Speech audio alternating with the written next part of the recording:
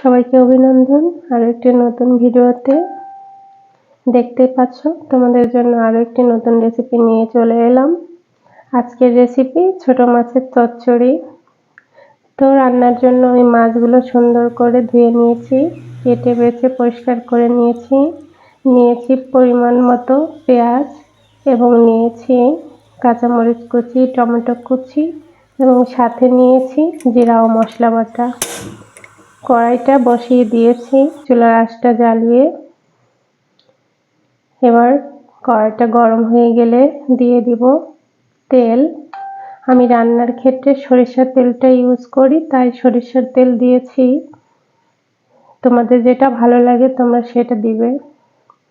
এবার দিয়ে দিচ্ছি পেঁয়াজ কুচিগুলা। আমি 1.5 কাপ মতো পেঁয়াজ নিয়েছি। ছোট মাছ চচ্চড়ির ক্ষেত্রে একটু পেঁয়াজের পরিমাণটা বেশি হলেই ভালো হয়। এবার কাঁচামরিচ কুচিটা দিয়ে দিলাম। দেখো, এবার দিয়ে দিচ্ছি পরিমাণ মতো লবণ এবং হলুদ। তারপরে নেড়ে চেড়ে সামান্য পরিমাণ একটু কষিয়ে নিব লালচে হওয়া পর্যন্ত। দেখো, কষানো হয়ে গিয়েছে মশলাটা।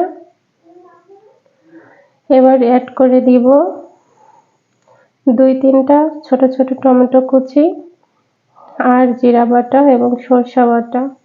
আমি আরো একটু কষিয়ে নিব এভাবে কিছুটা সময়। তারপরে আমি সামান্য পরিমাণ পানি অ্যাড করে দিব।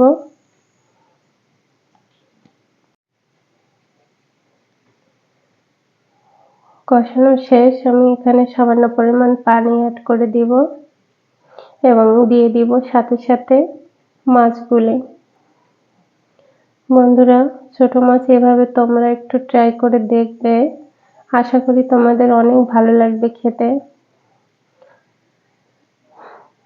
এভাবে আমি 5-7 মিনিট রান্না করব, ঢাকনা বন্ধ করে দিব, ঢাকনা দিয়ে ঢেকে দিব। চুলার আঁচটা মিডিয়ামে রাখবো। এভাবে আমি 5-7 মিনিট রান্না করার পরে আবার ফিরে আসছি।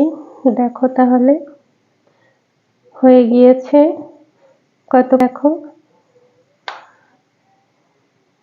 কত ভালো হয়েছে। দেখো, তোমাদেরকে কাছে নিয়ে এসে দেখাচ্ছি, অনেক ভালো হয়েছে আর খেতে অনেক মজা হয়েছিল। তোমরা একবার হলেও ট্রাই করে দেখবে, আশা করি তোমাদের অনেক ভালো লাগবে। এভাবে ছোট মাছের চচ্চড়ি হলে আমার তো 1 প্লেট ভাত খেতে কোনো সময়ই লাগে না। যাই হোক, তোমরাও ট্রাই করে দেখো। আর ভিডিওটি যদি ভালো লাগে তাহলে লাইক কমেন্ট করো এবং ফলো দিয়ে পাশে থেকো।